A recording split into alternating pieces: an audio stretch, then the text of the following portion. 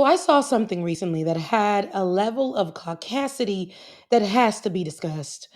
A white woman posted about her first protest, my first protest, and she rated it an 8 out of 10 experience. I honestly thought that she was joking, but no, Miss Megan was dead serious.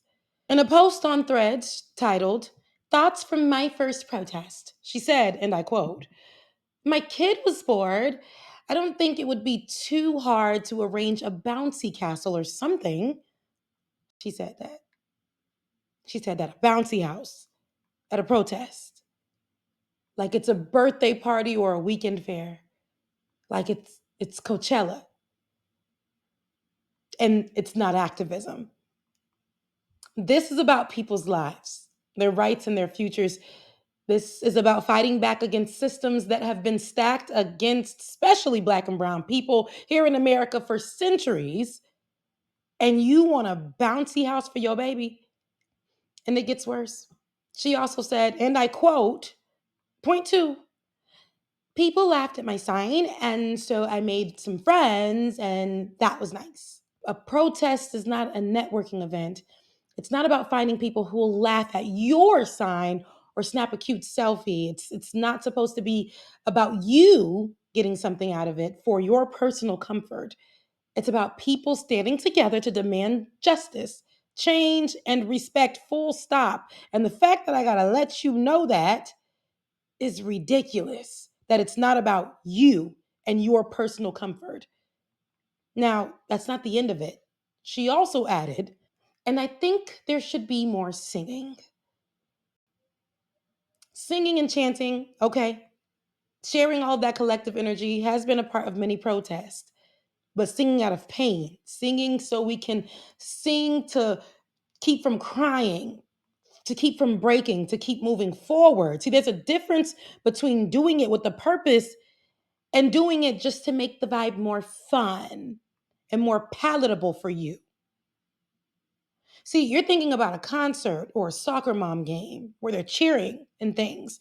You're thinking about your spiritual fulfillment. You aren't thinking about how people are fighting for survival in these protests.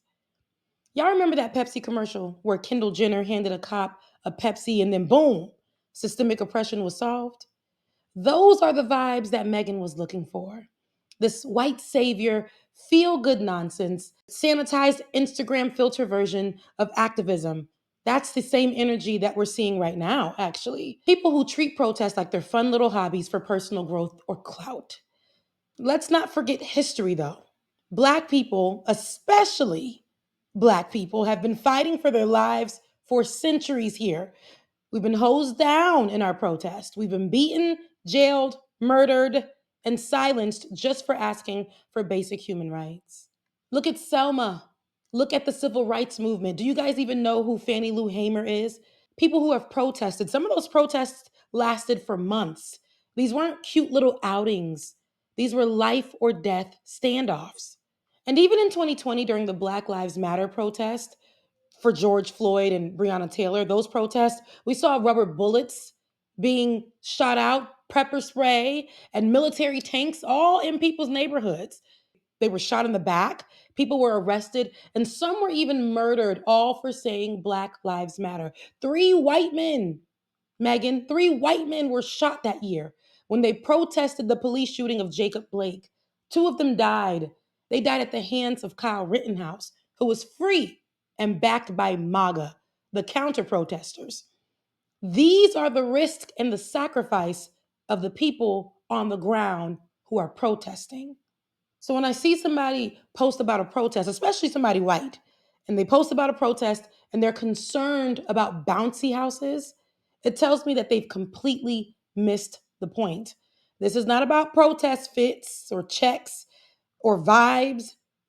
Again, life, death, justice. Because right now it's given performance. It's giving white liberal guilt with the filter and the soft aesthetic. It's given, I want to be a part of the revolution, but not if it gets messy. It's giving, I want to talk to the protest manager. You know, black people, No, no, you there's know, no. And I also have an issue with something that I saw with Black people, where someone said something along the lines of, Black people ain't resting, they outside protesting in Atlanta. And the way that they said it, it felt as if they were tattling on somebody. Like, look, Black folks are out here. They not resting. They out here protesting. And I get the context. After Kamala lost, a lot of us decided that we're going to sit these next 4 years out. We said we were done showing up for a country that keeps overlooking us. We are tired. And honestly, I still feel that. Black folks, especially Black folks, carry this country on our backs. We showed up, we did the work, and we got crumbs in return. So if folks want to rest right now, if they want to heal, if they want to recharge, if they want to disengage, that is valid because that right now is a protest too. But here's the thing, if others in our community still feel called to the fight, to march, to be on the front lines, that is also valid. We can't be out here policing each other for how we choose to resist. Some of us need to rest. I'm talking about Black folks. This is a Black conversation, not you white people who were out there looking for bouncy houses. But this is a form of resisting. And some of us need to rest. Some of us need to protest. Some of us need to do both. All of that matters. Now, whether you're out in the streets with a megaphone or if you're in your house protecting your peace, you are still a part of the movement. And anyone trying to shame you on either side is missing the point. And that message was a PSA for Black folks. So let's be clear, okay? What did we learn today? Protesting is not a party, it's not a vibe, it's not your little feel good retreat, white folks. It's about demanding justice again, fighting for change. These are the key words that we said today. Okay. These are why we protest. So if you show up and your biggest takeaway is how to make it more fun, you have missed the point and you should stay home. We don't need you out there. So for you, Megan, 0 out of 10 would not recommend that mindset again.